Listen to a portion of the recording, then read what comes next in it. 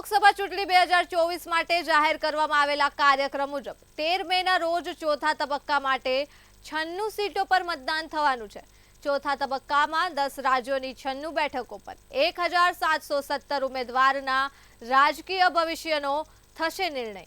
ખાસ વાત એ છે કે આ તબક્કામાં આંધ્રપ્રદેશની 25 લોકસભા સીટો પર પણ મતદાન થશે। આ તબક્કામાં વિપક્ષના મંત્રીઓ તરફથી મોદી સરકારના ઘણા દિગ્ગજ નેતાઓની બેઠક પણ વોટિંગ થવાનું છે, જેના કારણે આ તબક્કાને ઘણો મહત્વપૂર્ણ માનવામાં આવે છે।